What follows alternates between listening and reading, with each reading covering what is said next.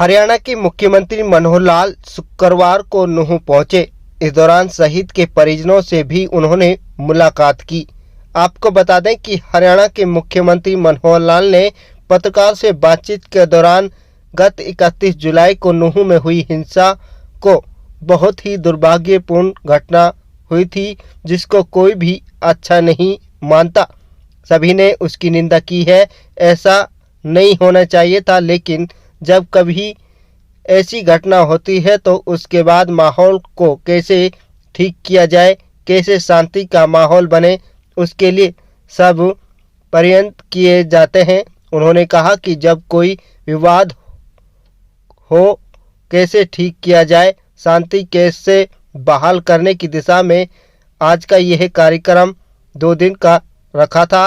उन्होंने कहा कि सारी स्थितियों को हम दूर बैठे जानकारी ले सकते हैं, लेकिन धरातल पर जाकर स्थितियां ठीक हो जाए तभी उसी प्रकार के माहौल में किसी ऐसे व्यक्ति को जाना चाहिए जिससे उस माहौल को ठीक किया जा सके। 2 दिन बैठ के और मित्रों, जैसा हमको पता है कि पीछे 31 जुलाई को बहुत ही एक दुर्भाग्यपूर्ण घटना यहाँ हुई, जिसको कोई भी अच्छा नहीं मानता। सब लोगों ने उसकी निंदा की है, नहीं होनी चाहिए थी। लेकिन जब कभी ऐसी घटना हो जाती है तो उसके बाद माहौल को कैसे ठीक किया जाए, कैसे शांति का माहौल बने, उसके लिए सब प्रयत्न किए जाते हैं। और उसी के ठीक करने की दिशा में आज का मैंने एक प्रोग्राम ये 2 दिन का रखा है, आज और कल का नूंह का, क्योंकि सारी स्थितियों को तो हम दूर बैठे भी जानकारी मिलती है क्या है क्या नहीं है, लेकिन हमारा यही है कि पहले स्थितियां ठीक हो जाए तभी उस प्रकार के माहौल में किसी ऐसे व्यक्ति को जाना चाहिए जिससे उस माहौल को और ठीक किया जा सके। ऐसी कोई घटना समय से पहले अगर करें कि माहौल को ठीक करने के बजाय वो खराब होने की गुंजाइश हो, वो नहीं करनी चाहिए। आपको ध्यान में होगा कि जिस दिन ये घटना हुई और उसके कुछ दिन बाद विपक्षी दलों ने एक होड़ सी लग गई कि चलो नूंह चलो, चलो नूंह चलो। जैसे तवा गर्म होता है ना, उसको रोटियां सेकने के लिए सब चल पड़ते हैं। और हमने उस समय उनसे भी निवेदन किया कि ये अवसर ठीक नहीं है। वहाँ के स्थानीय लोगों के ऊपर हम छोड़ते हैं, एडमिनिस्ट्रेशन के नाते से सब माहौल को ठीक करने के लिए लगे हैं।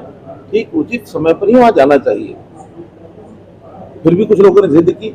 हमने उनको रेस्ट हाउस तक, सर्किट हाउस तक जाने के लिए कहा कि वहाँ जानकारी लेके आ जाए, लोगों से मिल लें। लेकिन आखिर इतनी जल्दी आने की जो होड़ लगाते हैं, उसके पीछे निश्चित रूप से राजनीतिक मंशा होती है। आज मैं पूछता हूं कि इस समय जब आना चाहिए तब कोई क्यों नहीं आता? बैठ के बातचीत करने का माहौल तो आज है। ये घटना घटी है, गलत है, दुर्भाग्यपूर्ण है, निंदनीय है। आगे माहौल को ठीक रखें, समाज में भाईचारा बना रहे, प्रेम प्यार बना रहे। आज हमने अलग अलग संगठनों के नाते भी यहाँ कुछ लोगों से बातचीत की है।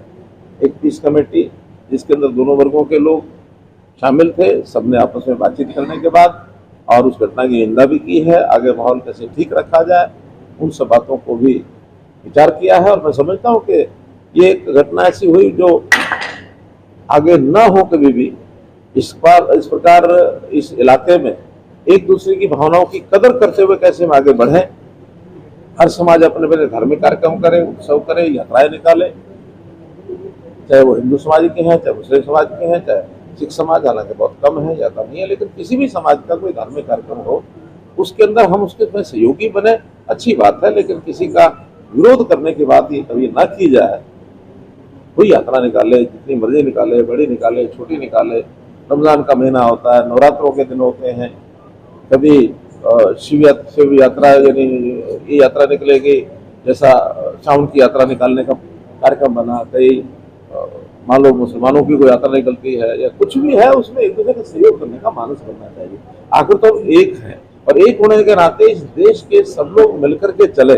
और मुख्य बात यह कि राष्ट्रीय भाव, देश का भाव, देशभक्ति का भाव, ये सबके मन में आना चाहिए। धार्मिक पूजा पद्धति, इबादत, पाठ किसी प्रकार से करो, लेकिन हमारा समाज एक है, देश एक है। और ये बहुत लंबी लड़ाई के बाद हम लोगों ने इसको कायम किया है। और आज तो हमारे नरेंद्र मोदी जी ने कितने ऐसे पग उठाए हैं सारे समाज को इकट्ठा रखने के लिए, वरना ये अलगाववादी दृष्टिकोण जम्मू कश्मीर में कैसा बना हुआ था। धारा 370 खत्म की, अब सारा बढ़िया चल रहा है, किसी को तकलीफ नहीं है, सब लोग खुश हैं, प्रसन्न है। अलगाववाद को दूर करने के लिए ही ये जो धारा 370 इसलिए बनी हुई थी ना, अब उसको ठीक किया सारे। यहाँ भी क्योंकि यही एक समाज ऐसा है, जब देश का विभाजन हुआ तो इन लोगों ने यहाँ से पाकिस्तान जाने के लिए मना कर दिया। मेवाती हसन खां, उनके यानी बलिदान उन्होंने देश के लिए दिया, तो बलिदानी इस नाते से कहलाए वो।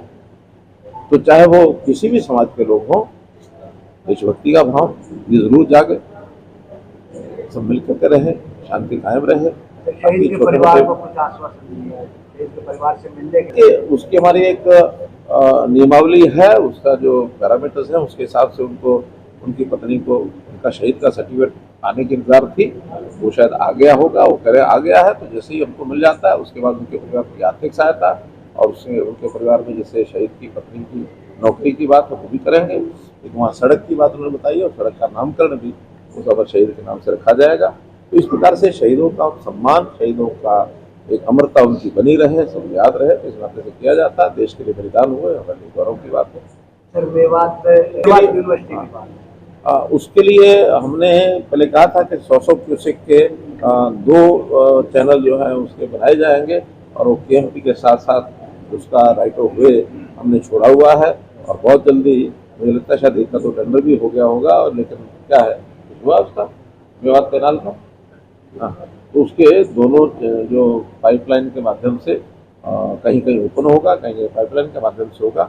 वो पानी जो है निश्चित रूप से जो हथनीकुंड डैम से चल करके मेवात तक पहुंचेगा। वो हमारी जो बात है वो कुछ पता है वो मेवात यूनिवर्सिटी। क्योंकि यूनिवर्सिटीज प्रदेश में बहुत हो गई हैं और आज यूनिवर्सिटीज अलग अलग जगह इस प्रकार के बहुत ज़्यादा करने का इसलिए लाभ नहीं है कि आज प्राय जितने भी एजुकेशन इंस्टीट्यूशन हैं, नई पॉलिसी में उन सबको एक ऑटोनोमस कैरेक्टर मिलने वाला है। इसलिए यूनिवर्सिटीज़ का भी, क्योंकि वो रेजिडेंशियल यूनिवर्सिटी होती हैं, उनका अपना एक सिस्टम होता है। तो गुड़गांव में भी यूनिवर्सिटीज़ हैं, आसपास भी यूनिवर्सिटीज़ हैं और यहाँ की यूनिवर्सिटी की अगर लगेगा कि बहुत ज़्यादा आवश्यकता महसूस हुई तो कभी भी बनाई जा सकती है। लेकिन यहाँ मेडिकल कॉलेज है, यहाँ हमारा जो आयुर्वेद की पद्धति जो है, आयुष की पद्धति है, उसके भी कई संस्थान खुले हुए हैं। इस प्रकार से एजुकेशन की कमी नहीं है बहुत। देखिए, प्रधानमंत्री जी से, राष्ट्रीय अध्यक्ष जी से अमूमन हम 2 महीने में, 1.5 महीने में, 2.5 महीने में मिलता है। आपस में जब बातचीत होती है तो आखिर उसमें हम अपने प्रदेश के विषय उनके सामने रखते हैं, मेरी कोई अपेक्षा होती है तो वो रखते हैं। पर ठीक है कि अब जैसे चुनाव चल रहे हैं, उसमें आसपास पड़ोस के प्रदेशों में चुनाव है, उसमें हमारी ड्यूटियाँ लगी हैं। हमारे प्रदेश के भी काफ़ी लोग, हमारे विधायक वगैरह गए हुए हैं, हमारी भी ड्यूटी लगेगी। मैं मध्य प्रदेश में 2 दिन लगा के आया हूँ, तो राजस्थान में भी जगह उसमें जाएंगे। और मुझे विश्वास है कि जो ये प्रदेश हैं, खास करके इसमें मध्य प्रदेश और राजस्थान और छत्तीसगढ़, भारतीय जनता पार्टी की सरकारें तो बननी चाहिए। धन्यवाद। के पीस कमेटी की जो मीटिंग बुलाई CM साहब ने, बहुत बहुत खुशी, लेकिन सबके लिए यही कि हमारे भाईचारा, अमन, शांति बनी रहे, सलामती रहे, वही उनका पैगाम था, वही हमारा पैगाम है। और हम यही चाहते हैं कि हिंदू, मुस्लिम, सिख, ईसाई का यहाँ भाईचारा जो सदियों का था वो आज भी है और आगे भी रहेगा। यहाँ हमारे इलाके में हिंदू मुस्लिम का झगड़ा नहीं है। अगर किसी ने झगड़ा किया है तो हमने अब भी बात कही है, फिर दोहरा रहे हैं, वो चैलेंजबाजों की चैलेंजी का झगड़ा था। आम हिंदू मुस्लिम का कोई झगड़ा नहीं, ना शहर में, ना गाँव में, किसी कस्बे में। उसकी अमन की बात है, अमन की कोशिश हमने पहले की है, अब भी करेंगे, आगे भी करेंगे। और हम जायज़ में हमेशा अमन के साथ में रहें, प्रशासन के साथ रहें। नाजायज़ में निर्दोषों को जो पकड़ा गया, हम उसमें कभी तारीफ नहीं कर सकते। आगे हम अमन की बात करते हैं, दोषियों को सजा मिले, निर्दोषों को छेड़ा ना जाए, बस। और CM साहब भी हमें आश्वासन दे गए, हमने भी आश्वासन दिया, इंशाअल्लाह इलाके में अमन रहेगा। अमन के बाद में कोई, अमन के अलावा कुछ डिमांड नहीं है। अमन।